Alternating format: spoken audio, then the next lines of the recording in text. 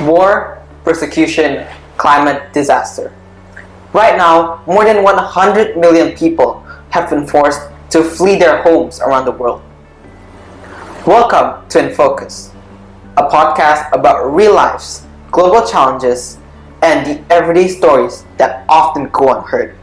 I'm David. I'm Richard. And I'm Keenan.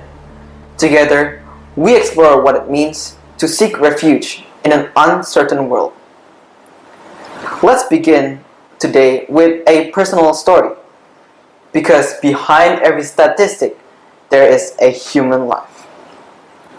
This is Lila's journey, from fleeing home to finding purpose, one step at a time.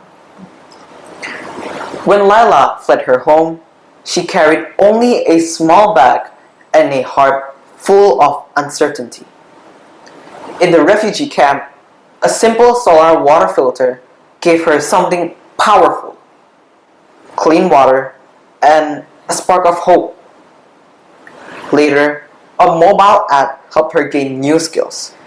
Before long, she was volunteering as a health worker, delivering vaccines brought in by drone. Today, Lila is studying to become a nurse. That same small bag now holds textbooks and dreams. Richard, what strikes you most about Lila's story? Her journey shows how innovation, even something as simple as clean water or a learning app, can change everything. It's not just about surviving, it's about having a chance to thrive. We also heard from Miriam, a refugee from Afghanistan.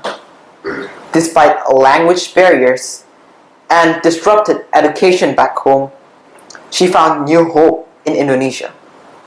With support from the IARM organization, she is pursuing her GED diploma and dreams of higher education. David, what barriers do girls like Miriam still face in accessing education, especially in places like Afghanistan or refugee hosting countries? It's heartbreaking. In many conflict zones, education is either restricted or outright banned. For girls, even fleeing, they often face cultural, legal, and economic hurdles that delay or prevent schooling. Now, let's look at the bigger picture. As of 2024, 122.6 million people have been forcibly displaced. That includes 43.7 million refugees, 72.1 million internally displaced people, and 8 million asylum seekers. Most come from Afghanistan, Syria, Venezuela, and Ukraine. And it's important to note, 69% of refugees live in neighboring countries, 71% are hosted in low and middle income nations. 2/3 have been displaced for 5 years or more. That's a long time to live in limbo. What does protracted displacement mean for someone's future? It means generations born without citizenship, without consistent education or healthcare, and whose entire lives are shaped by temporary solutions. And let's not forget that 75% of displaced people live in areas that are already vulnerable to climate change. These aren't isolated crises, they're overlapping. So the question becomes, are we prepared for the next wave of climate refugees? Frankly, no.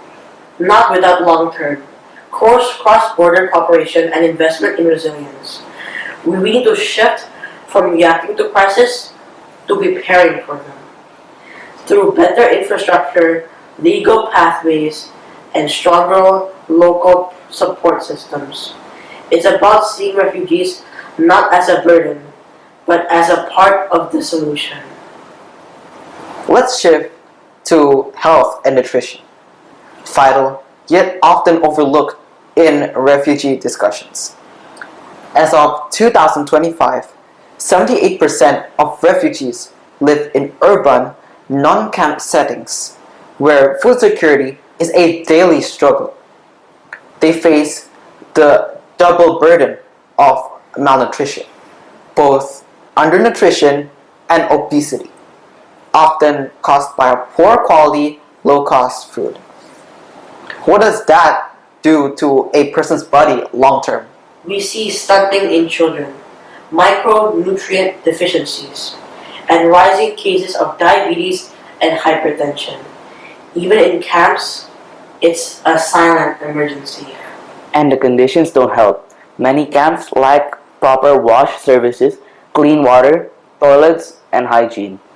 That means more disease outbreaks, cholera, COVID is a consistent risk.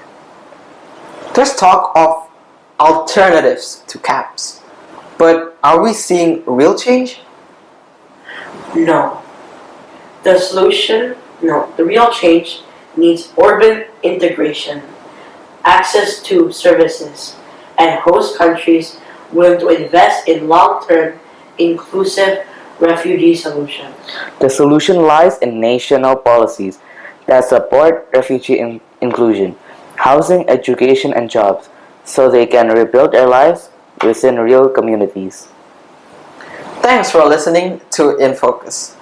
Today, we explored the real lives behind the refugee crisis, from food insecurity and lost education to resilience and innovation. Remember, these aren't just numbers. They're people like Lila and Miriam.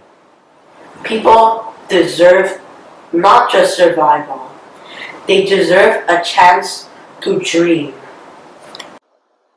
So stay curious, stay compassionate, and join us next time as we shine a light on more untold realities around the world.